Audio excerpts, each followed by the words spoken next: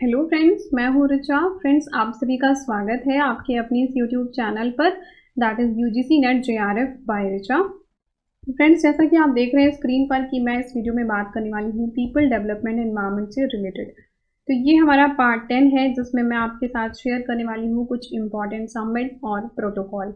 हमने लास्ट के 2 लेक्चर में हमने पढ़ा था कि ये सारी बातें, Kyoto protocol, Paris agreement, Cartagena, Nagoya, ये सारी बातें हमने कर दी और इससे इम्पॉर्टेंट कुछ और भी जो समिट वगैरह थी वो भी हमने देखा। तो अभी हम जो कुछ और जो समिट और प्रोटोकॉल रह गए हैं उनको हम इस वीडियो में डिस्कस करेंगे। और जो अभी जो हमारा ईयर है 2022, इसमें भी एक हमारी समिट होने वाली है, तो उसका जो एम रखा गया है वो भी हम इस वीडियो में शेयर करने वाले हैं। सो ये काफ़ी इम्पॉर्टेंट है, आप इसे ध्यान से सुन लीजिएगा। तो एक आता है आपका यहाँ पर रोटरडैम कन्वेंशन जो कि 1998 में हुआ था। द ऑब्जेक्टिव क्या था रोटरडैम कन्वेंशन का कि प्रमोट करना है shared responsibility and cooperative effort among the parties in international trade of certain hazardous chemical in order to protect the human health।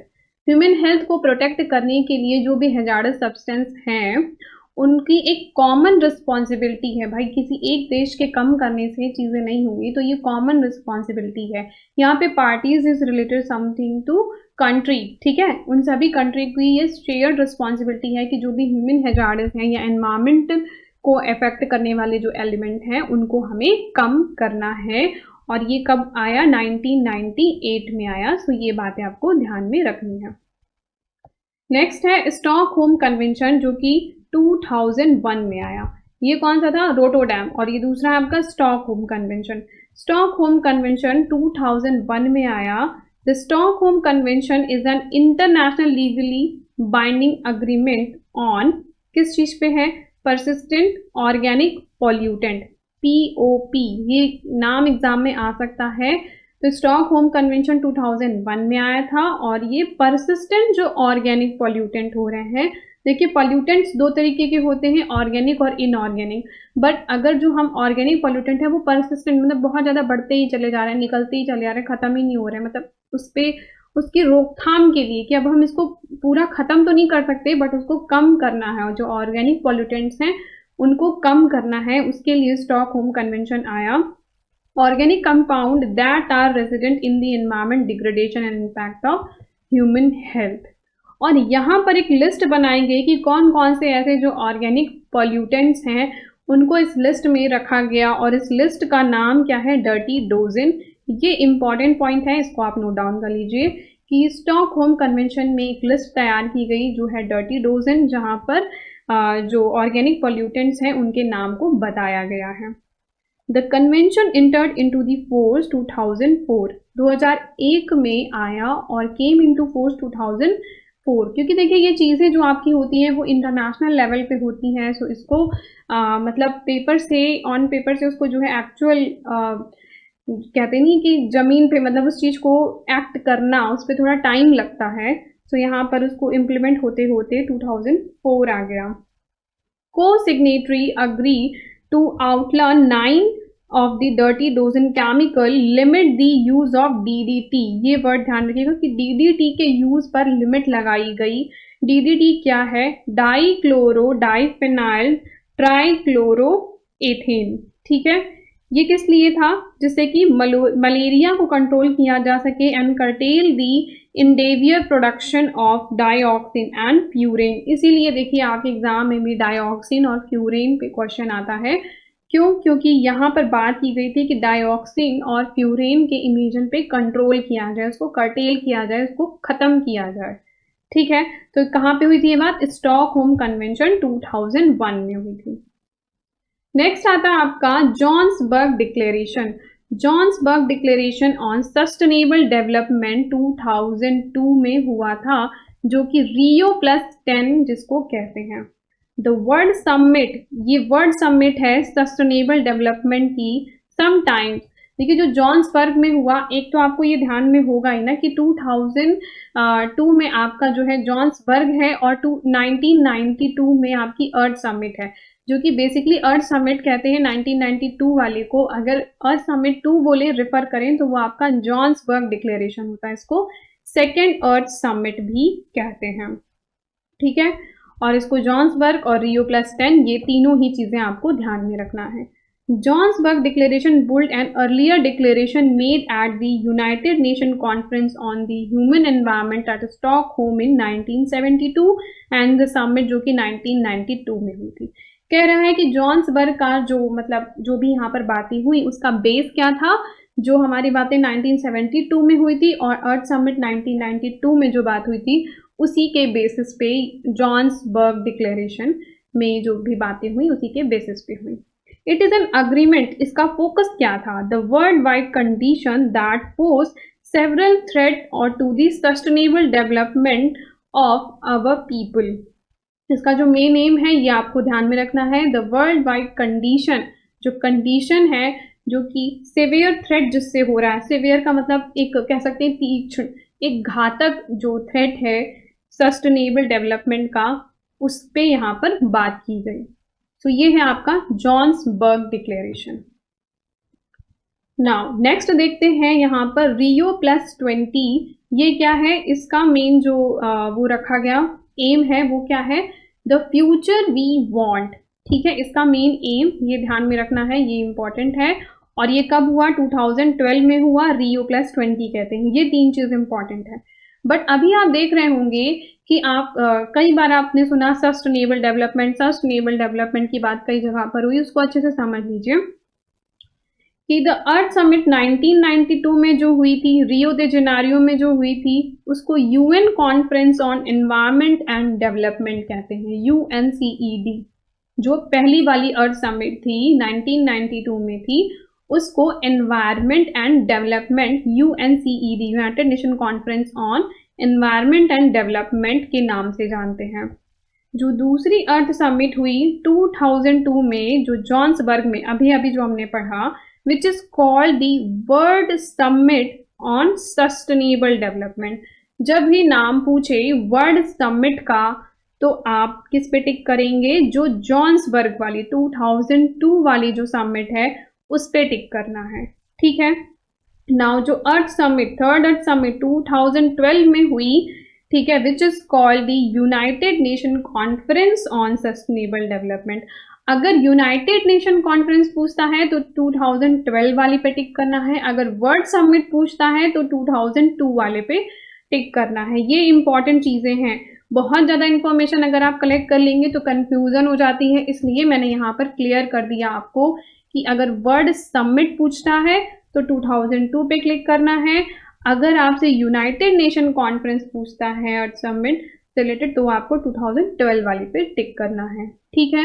और इसको रियो+20 भी अगर यहाँ पर लिख जाए तो भी आप जो है इसी पे टिक करेंगे, ठीक। आई थिंक ये आपको समझ में आ गया होगा। नाउ अब देखिए आपका जो ईयर चल रहा है वो 2022 चल रहा है, ठीक है।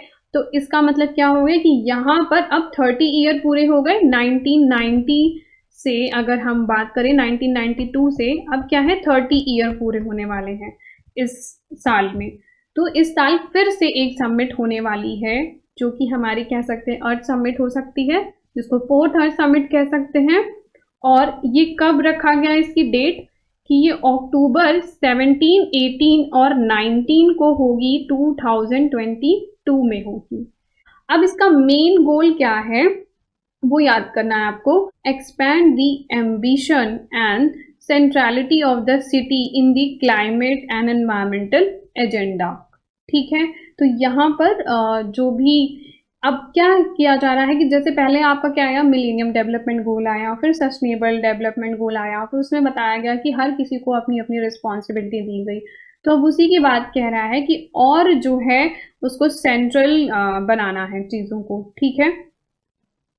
नेक्स्ट कहता है making unprecedented political commitment between the cities and the generation for the climate action in रियो।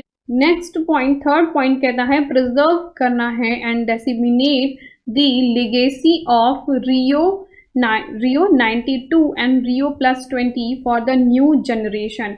मतलब प्रिजर्व करना है, चीज़ों को सुरक्षित रखना है, ठीक है, और डेसिमिनेट करना है चीज़ों को, मतलब जो भी हम जैसे एनवायरनमेंट के लिए हम जो भी कदम उठा रहे हैं उसको और डेप्थ में मतलब दूर तक फैलाना है और दूर तक की सब तक ये बात पहुँचे कि हमें जो है अपने एनवायरनमेंट को प्रोटेक्ट करना है और हम कैसे इसको प्रोटेक्ट कर सकते हैं, ठीक है। जो भी लीगेसी 1992 में जो बात कही गई और जिस तरीके से हम अपने मतलब एनवायरनमेंट को प्रोटेक्ट करने के लिए जो भी स्टेप उठा रहे हैं सिंस 1992 से, उन चीज़ों को और हमें अच्छे से डेसिमिनेट करना है, ठीक है। डेसिमिनेट का मतलब होता है बेसिकली प्रसारित करना, ठीक है, दूर तक फैलाना। नेक्स्ट पॉइंट 4 है, इसमें क्या कहता है, इंक्लूड करना है। अभी तक फूड सिक्योरिटी की बात नहीं की गई थी, तो ये आपसे पूछ सकता है, ये मुझे इंपॉर्टेंट पॉइंट लग रहा है इसलिए मैंने इसको हाईलाइट कर दिया है कि इसको फर्स्ट टाइम इंक्लूड किया गया है, फूड सिक्योरिटी की बात की गई है, मतलब बात की जाएगी और डिस्कशन किया जाएगा मिलन पैक्ट पे, ठीक है, in the sustainable development agenda. Now fifth point है, इसमें क्या कहता है, recover and strength the historical protagonism of Brazil and Rio in major environmental debates. तो ये 5 बातें हैं, ये डायरेक्ट मैंने जो रियो समिट की जो वेबसाइट है वहाँ से ये मेन एम वहाँ पर लिखा हुआ है, वहीं से मैंने पिक किया है, आप चाहे तो देख सकते हैं, ठीक है। तो ये चीज़ें हैं जो कि ध्यान में रखनी है। सो आपके एग्ज़ाम तक तो अभी ये सबमिट होगी नहीं, जब ये सबमिट हो जाएगी तो क्या वहाँ पे रिजल्ट डिक्लेयर होता है उसके बाद हम उन चीज़ों को पढ़ेंगे। सो अभी आपके एग्ज़ाम के लिए जो प्रिसाइज एम पहले डिसाइड किया गया है उसको ध्यान में रखना है और डेट ध्यान में रखनी है, ठीक है। सो अब देखते हैं क्वेश्चन, इस क्वेश्चन में क्या लिखा हुआ है। One of the main outcome of the Rio+20 conference was develop a set of, जो Rio+20 का हुआ था यानी कि कब हुआ था, 2012 में हुआ था, उसमें the conference was develop set of, किस चीज़ की बात की गई थी, सस्टेनेबल डेवलपमेंट गोल की, मिलेनियम, नेशनल डेवलपमेंट और नेशनल लैंड रेस्टोरेशन की स्ट्रैटेजी की बात की गई थी। तो वहाँ पर बात की गई थी सस्टेनेबल डेवलपमेंट गोल की बात की गई थी। नेक्स्ट क्वेश्चन है, इसमें क्या कहता है, ये सेकंड क्वेश्चन है, which of one of the following conference or summit is known as UN conference of sustainable development goal. तो देखिए ये बात आपको इम्पॉर्टेंट मैंने यहाँ पर बताई थी कि कब क्या पूछे तो क्या आंसर करना है। अगर UN कॉन्फ्रेंस पूछता है सस्टेनेबल डेवलपमेंट तो वो 2012 वाला होगा, ठीक है। तो यहाँ पे क्या कह रहा है, UN conference of sustainable development, तो ये कौन सा होगा, 2012 वाला होगा, ठीक है। नाउ नेक्स्ट क्वेश्चन है, इसमें क्या कहता है, यहाँ पे environmental protocol M action plan है और इधर उनके प्रोविजन दिए गए हैं। तो यहाँ पर दिया हुआ है Montero protocol, मॉन्टेरियल protocol, Paris agreement, climate action plan और क्योटो प्रोटोकॉल।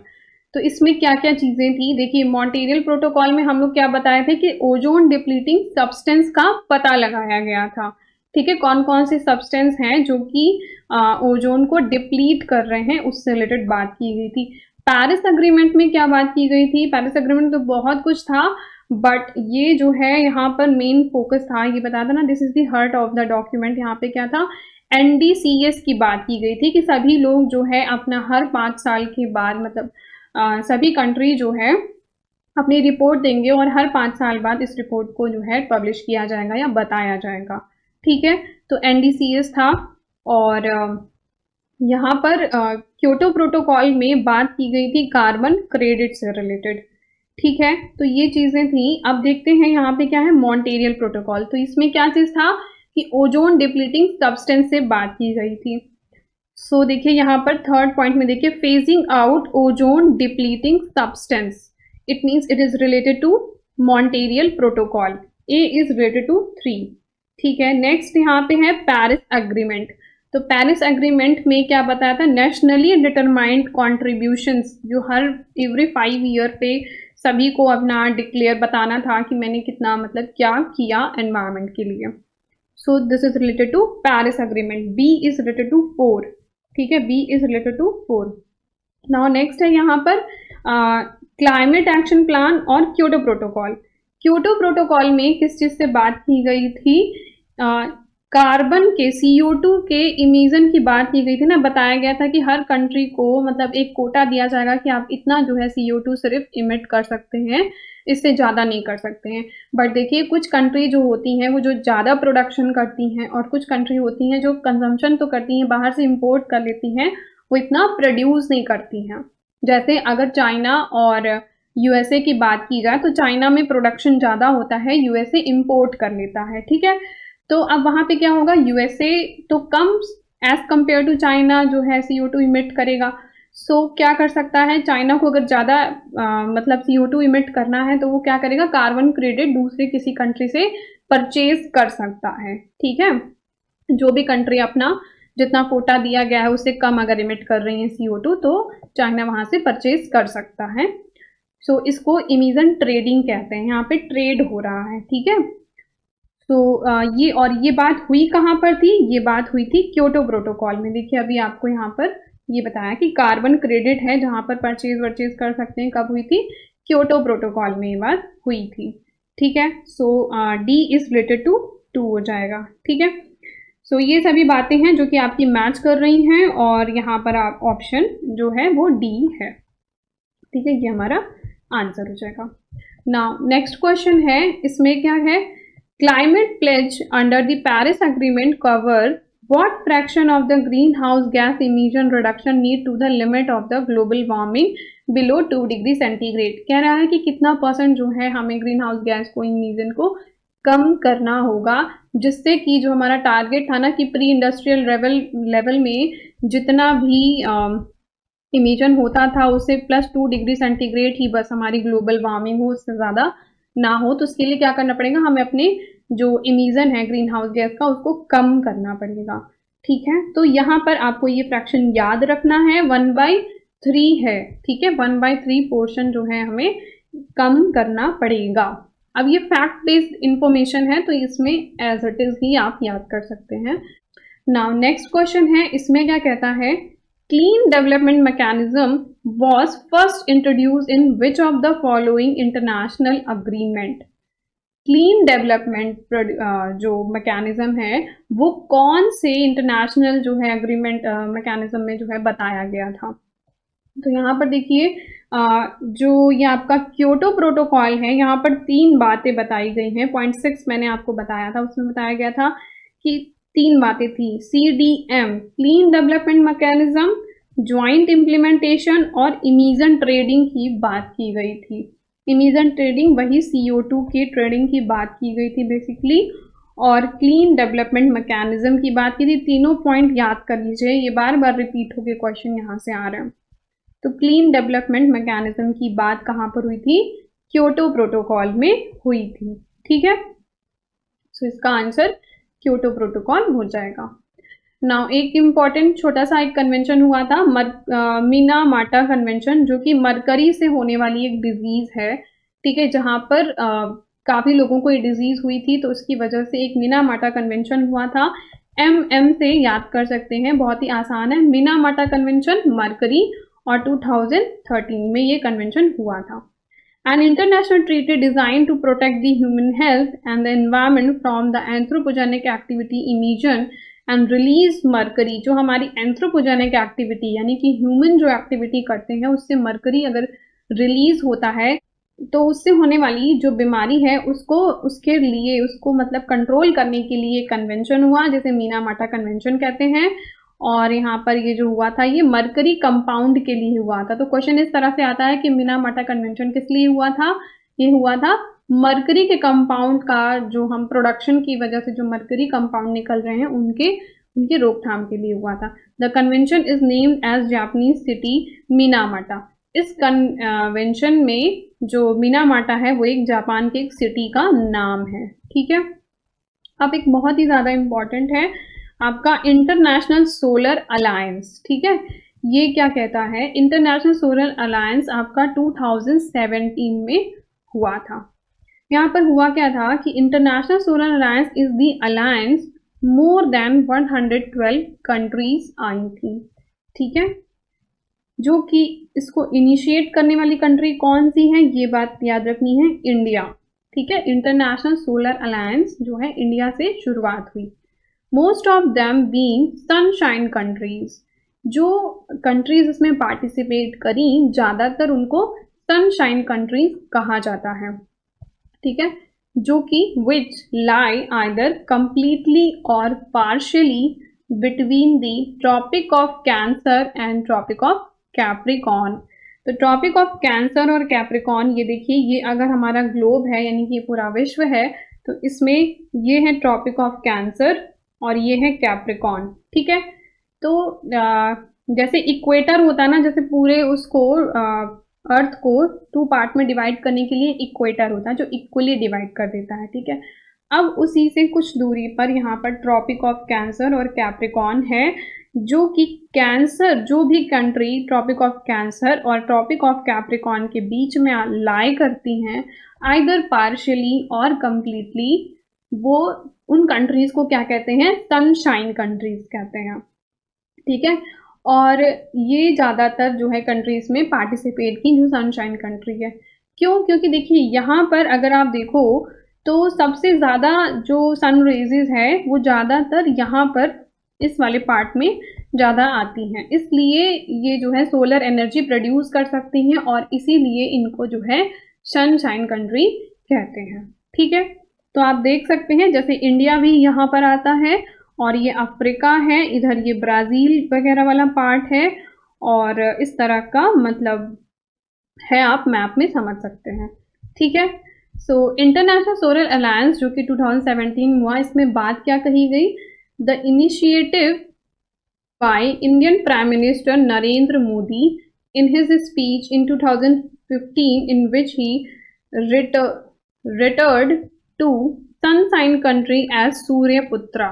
जो सनशाइन कंट्री अब कहा जा रहा है उसको पहले उन्होंने सूर्यपुत्रा के नाम से बोला, सन ऑफ सन। ठीक है, the alliance is also called international agency for solar policy and application. ये नाम ध्यान में रखना है, international agency for solar policy and application. देखिए इसी के बाद ज़्यादातर आप देखेंगे कि सोलर ऊर्जा की बात ज़्यादा की गई, और इस मतलब आप देखते होंगे कि ज़्यादातर जो है अब सोलर पैनल लगाने की बात की जाती है, क्योंकि ये एक इनिशिएशन तब आया था और अब उसमें ज़्यादातर काम किया जा रहा है। द प्राइमरी ऑब्जेक्टिव, ये ऑब्जेक्टिव ध्यान में रखना है solar alliance, to work on efficient exploration of solar energy to reduce dependency on fossil fuel.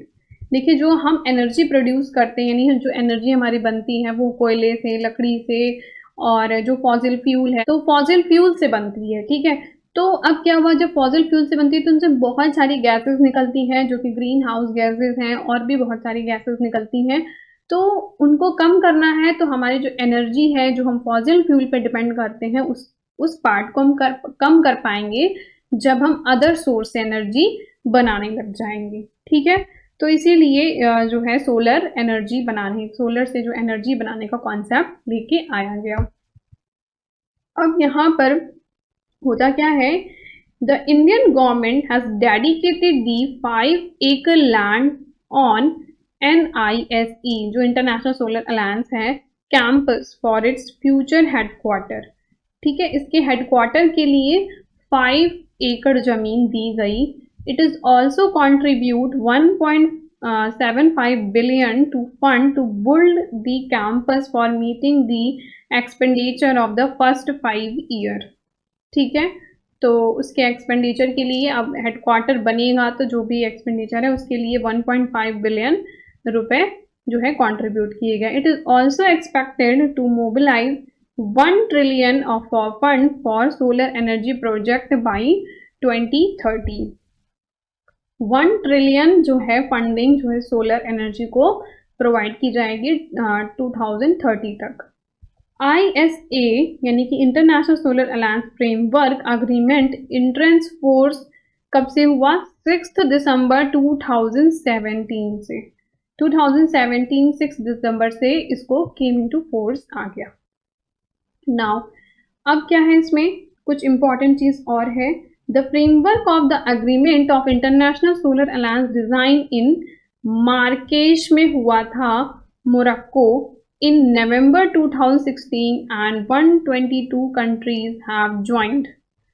तो ये हुआ कब था? 2016 में नवंबर में हुआ था, बट केम इनटू फोर्स 2017 दिसंबर से हुआ। In 2016, Narendra Modi and French President Francois Hollande jointly laid the foundation of the stone of International Solar Alliance। यानी कि 2016 में नरेंद्र मोदी जी और फ्रांकोइस हॉलैंडे, ये दोनों ने ही, जो फ्रांस के प्रेसिडेंट हैं, दोनों ने ही इसकी शुरुआत की। ठीक है, ये बात क्वेश्चन एग्जाम में आता है। हेडक्वार्टर कहाँ पर रहेगा इसका? इंडिया में रहेगा। ठीक है, और इसका नाम क्या, कहाँ पर होगा? ये गवाल पहाड़ी, जो कि गुरुग्राम में है, इंडिया में है, वहां पर इसका हेडक्वार्टर रहेगा। अब इस पे बेस्ड क्वेश्चन है, क्या कहता है इसमें? The initiative to establish the international solar alliance was jointly taken by, किसने लिया था? फ्रांस और इंडिया ने लिया था। ठीक है, सो ये इसका आंसर होगा। ठीक है, नाउ नेक्स्ट क्वेश्चन, इसमें क्या कहता है? इंटरनेशनल अग्रीमेंट है और यहाँ पर उनको मीट आउट कराना है, इनका जो भी ऑब्जेक्टिव था। Montreal protocol, Kyoto protocol, convention on biodiversity, international solar alliance. International solar alliance किस लिए आया था? क्लीन और एफोर्डेबल एनर्जी के लिए आया था। सो डी इज रिलेटेड टू 1। ठीक है, नाउ यहाँ पे नेक्स्ट क्या है? इमिशन ट्रेडिंग, अभी बताया था, जो कि CO2 के ट्रेडिंग की बात की गई थी, जो कि आपका आया था क्योटो प्रोटोकॉल में। सो बी इज रिलेटेड टू 3। ठीक है, अब यहाँ से ही देखिए आंसर आ गया। नाउ नेक्स्ट है controlling the consumption and production of halons. तो ये बात देखिए आपकी जो है मॉन्ट्रियल प्रोटोकॉल में की गई थी, जहाँ पर हमें वो इमिशन को कम करना था। सो ए इज रिलेटेड टू 2 हो जाएगा, एंड सी जो कन्वेंशन ऑफ बायोडाइवर्सिटी है, she is related to green house mechanism की बात की गई थी, सी इज रिलेटेड टू 4। ठीक है, तो यहाँ पर ऑप्शन डी वाला हो जाएगा। नाउ फ्रेंड्स, इस वीडियो में इतना ही। हमने कुछ इंपॉर्टेंट बातें की। देखिए, जो इंटरनेशनल सोलर अलायंस है ये इंपॉर्टेंट है, आप इसको अच्छे से पढ़ लीजिएगा। और फ्रेंड्स, जो कि अभी हमारा 2022 में Rio+20 होने वाला है, उसके भी एम को हमने देखा। ठीक है, तो फ्रेंड्स, अगर आपको ये वीडियो अच्छा लगा हो तो वीडियो को लाइक कीजिएगा, और आप यहाँ पर जो टेलीग्राम चैनल है आप उसे ज्वाइन कर सकते हैं। और thank you for watching the video.